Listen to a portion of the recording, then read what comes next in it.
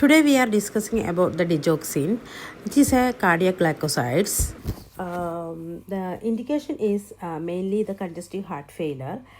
That is a very important indication. Usually ഇത് P S C എക്സാമിനും മറ്റ് പല എക്സാമിനേഷനും എയിംസിലും ഒക്കെ ചോദിച്ചിട്ടുള്ള ഒരു ക്വസ്റ്റ്യനാണ്.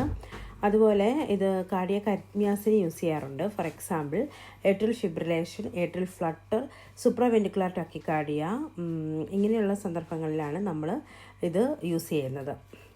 ആൻഡ് ഇതിൻ്റെ മെക്കാനിസം ഓഫ് ആക്ഷൻ എന്ന് പറയുന്നത് the most important mechanism of action is increases the myocardial contraction and also it reduces the pulse rate as well. And it is also called a positive inotropic agent എന്ന് നമ്മൾ പറയാറുണ്ട്. Then it has a relationship with the potassium. For example, if potassium is decreases in the blood, it will causes the increased risk of digoxin toxicity.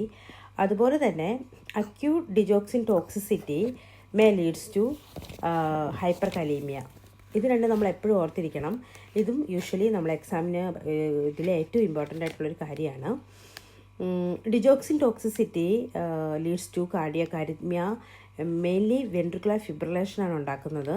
And also the patient has some other side effects for the digoxin, that is nausea, vomiting, loss of appetite, confusion, weakness, fatigue.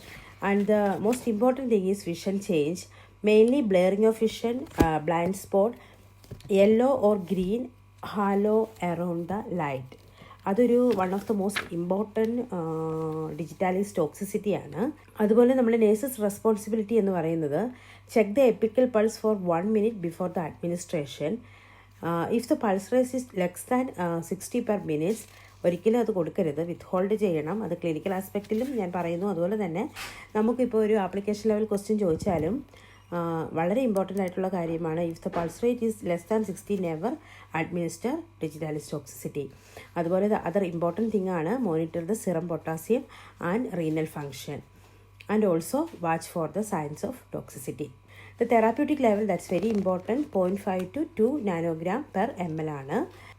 In heart ഫെയിലറിൽ ഇത് സാധാരണയായിട്ട് 0.5 to 0.9 nanogram per ml ആണ് സാധാരണയായിട്ട് use ചെയ്യുന്നത്. ഒരു പ്രാവശ്യം കൂടെ പറയാം. Monitoring നമ്മൾ ഏറ്റവും ഇമ്പോർട്ടൻ്റ് ആയിട്ട് ചെക്ക് ചെയ്യേണ്ടത് സിറം പൊട്ടാസ്യം, നമ്മുടെ റീനൽ ഫങ്ഷൻ, അതുപോലെ ഡിജോക്സിൻ്റെ ലെവല്, അതുപോലെ assess for the sign of toxicity. Mainly നമ്മൾ പൾസ് ചെക്ക് ചെയ്യണം. അത് ലോ പൊട്ടാസ്യം ഹൈ റിസ്ക് ഉണ്ടാക്കും. അതുപോലെ തന്നെ എപ്പോഴും നമ്മൾ പൊട്ടാസ്യം ചെക്ക് ചെയ്യണം. ഇതിൻ്റെ ആൻറ്റിഡോട്ട് എന്ന് പറയുന്നത് ഡിജോക്സിൻ, ഇമ്മ്യൂൺ ഫാബ് അല്ലെങ്കിൽ ഡിജിബൈൻഡ് എന്നാണ് പറയുന്നത്. ഇത് ഒരുപാട് തവണ ക്വസ്റ്റ്യൻ ചോദിച്ചിട്ടുള്ളതാണ്. Then other side effect headache, dizziness, anorexia, diarrhoea.